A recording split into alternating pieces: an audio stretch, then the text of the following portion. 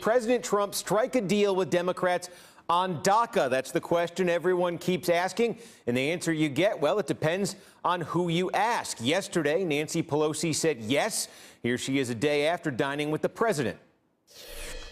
We had an agreement to move forward, in our view, with the DREAM Act as the basis for how we protect the Dreamers, and for further discussions on what provisions relating to the border might be in an accompanying bill or whatever as we go forward. So I trust the president in that regard.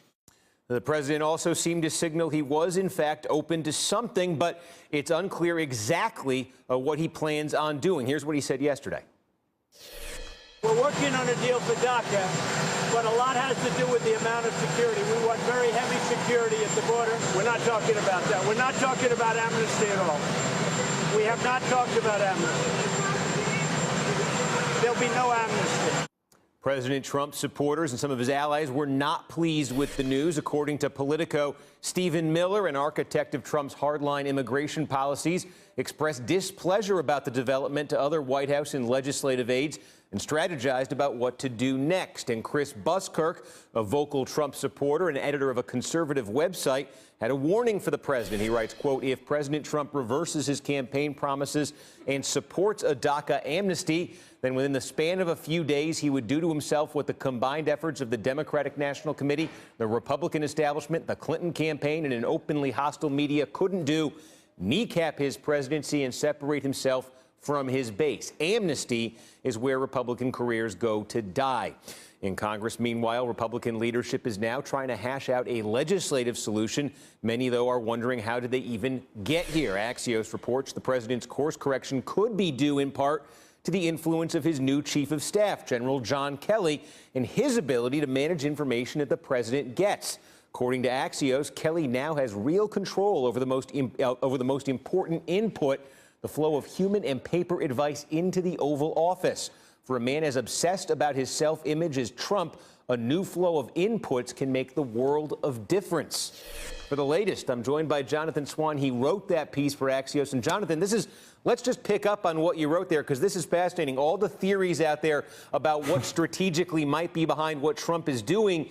You seem to be suggesting here that every morning in the White House, he's presented with a stack of clippings, a stack of news, and basically the nature of those clippings has changed because of Kelly, and maybe it's changed the president.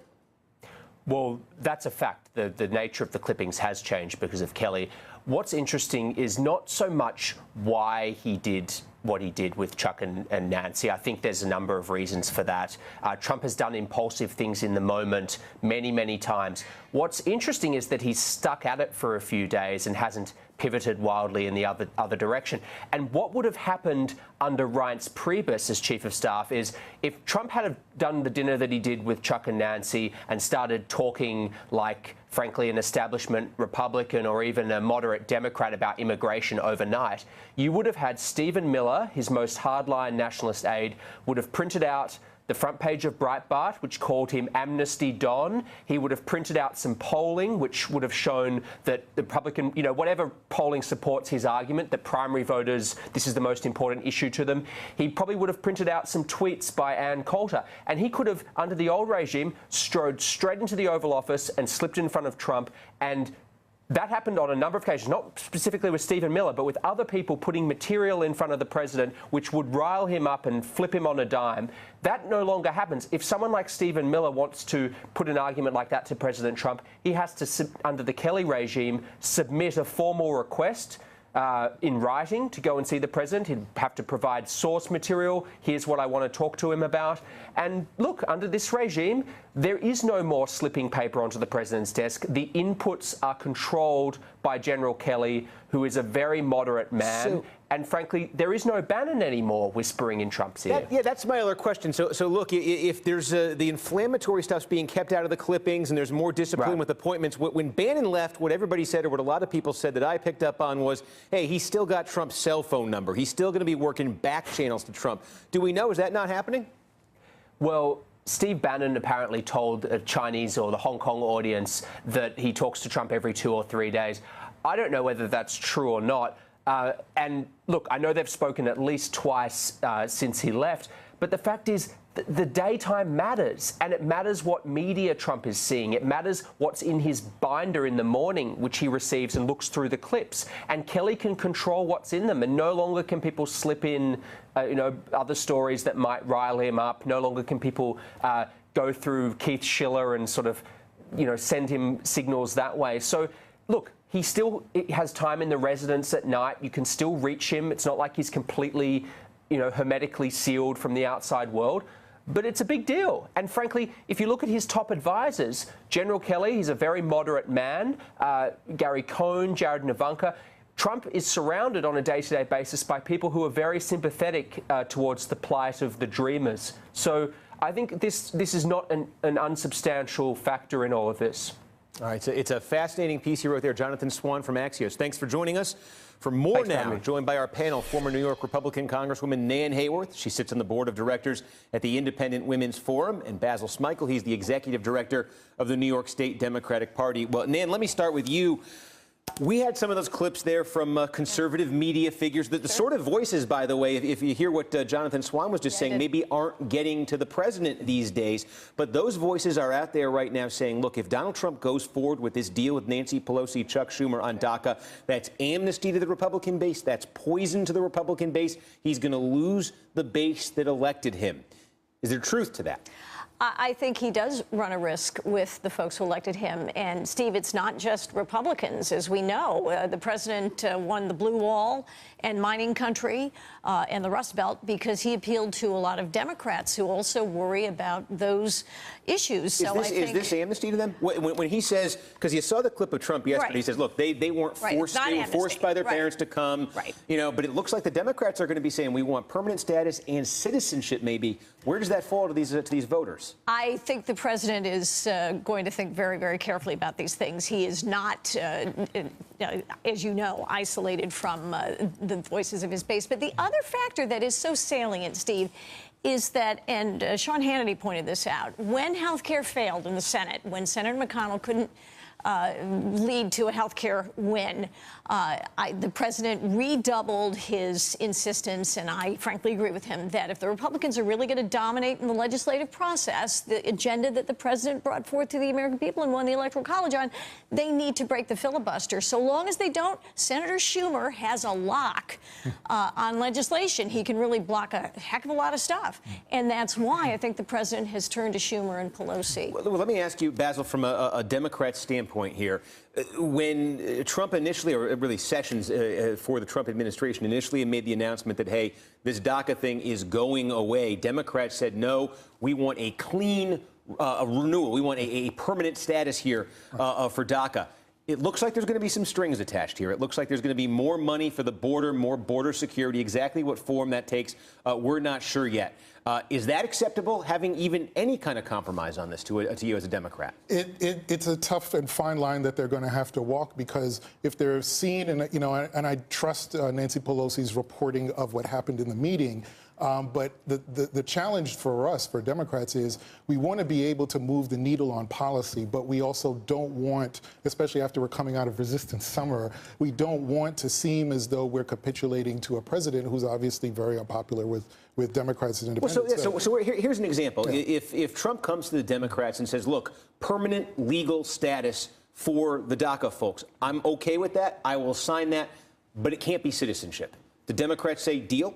I don't know if they say deal. I don't know if they say deal, because, again, the question becomes, have we failed our base? We've been pushing back on this for so long, and I don't know if it really helps us to say we're going to get everything or a lot of what we asked for, but we're going to still leave the rest to the Republicans and the president to fine-tune down the road. I don't know if that works. I trust Chuck Schumer and I trust Nancy Pelosi. Well, speaking of Chuck Schumer, the Senate Minority Leader, yesterday in what seemed to be a candid moment on the Senate floor, he had a pretty straightforward explanation for why Trump may be working with him. Take a listen.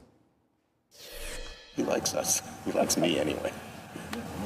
Look, what we said was exactly accurate. Here's what I told him. I said, Mr. President, you're much better off if you can sometimes step right and sometimes step left. If you have to step just in one direction, you're boxed. He gets that. Oh, it's going to work out, and it'll make us more productive, too. Ann Hayworth, what do you make of that? There's all this talk that there's some sort of, I don't know, New York bond with Trump and Schumer. Schumer is, Sure. He likes to make deals. He likes to, he likes to cut deals there. Sure. Do you see, as a Republican, the basis here? Because what Schumer's describing there is a model not just for this. He's describing a model potentially for a longer-term partnership there between Trump, Schumer, Democratic leaders. As a Republican, what do you think of that? Steve, it's to be expected. The president has actually a very long-standing relationship with Senator Schumer, not all of which was hostile for a long time, as we know. And Chuck Schumer is an operator in the New York sense of the word, and so is the president in a lot of ways. And to the extent, again, that Senate Republicans cannot lock on the legislation, and that doesn't mean that I, as a Republican, want to see Democrats locked out. What I don't want to see is Chuck Schumer being able to block any major bill, and I think that's exactly what. But there's a message. It feels to me Trump is sending a message here to McConnell and to Ryan specifically. It almost amounts to, you guys failed me. Now I'm looking in the other direction. I think that's exactly right. He's looking at Chuck Schumer and saying, with all the conversation about a fractured Democratic Party, the Democrats have been holding the line, and you certainly saw that with the health care bill. And he's saying to himself, and I always use the sports parlance, he wants a W. He doesn't think he can get that from his own party. If he looks at Senator Schumer and says, we can get it through the Democrats, I think he wants to be able to do that. The downside is what happens with his base. But I think, to be honest with you, as long as he can go out there and sell something, I think he's okay with that. And for Democrats, that's what we want to see. We want to see Chuck Schumer and Nancy Pelosi holding the line and winning in these ideological battles. And I think for DACA and for other policies, this is going to be this is winning for us. How many times can Republicans in the House, Republicans in the Senate, get a piece of legislation that, hey, this was Trump, this was Pelosi, this was Schumer. That's where the deal was cut. Now you, Republican, you have to vote for it. It looks like DACA, that might happen, maybe. Yeah. How many times can they do that? I think it will be very, very difficult because, I mean, let's face it, we do have a majority of Republicans in both the House and the Senate. But what the president is doing, the president isn't an ideologue. Right. He is not dogmatic about Republican policy. So I think it's a message to Republicans that, look, they have to have their operation finely tuned, because you're right, Basil, from the Democrats' point of view, they're sitting in a pretty good position right now. But we got to be careful because the political cleavages between the president, Republicans, and Democrats still pretty wide. So we still have to be vigilant. There's a lot of opportunity. All right. Well, we will see a twist in this the story of the Trump soap opera, a twist at the start of the fall. Ann Hayworth, former Congresswoman, Basil Smikle from the New York Democratic Party. Thanks for joining us. Coming up, did President Trump strike a deal with Democrats on DACA? That's the question everyone keeps asking. And the answer you get, well, it depends on who you ask. Yesterday, Nancy Pelosi said yes.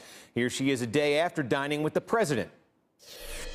We had an agreement to move forward, in our view, with the DREAM Act as the basis for how we protect the Dreamers, and for further discussions on what provisions relating to the border might be in an accompanying bill or whatever as we go forward. So I trust the president in that regard. The president also seemed to signal he was, in fact, open to something, but it's unclear exactly what he plans on doing. Here's what he said yesterday. We're working on a deal for DACA, but a lot has to do with the amount of security. We want very heavy security at the border. We're not talking about that. We're not talking about amnesty at all. We have not talked about amnesty. There'll be no amnesty.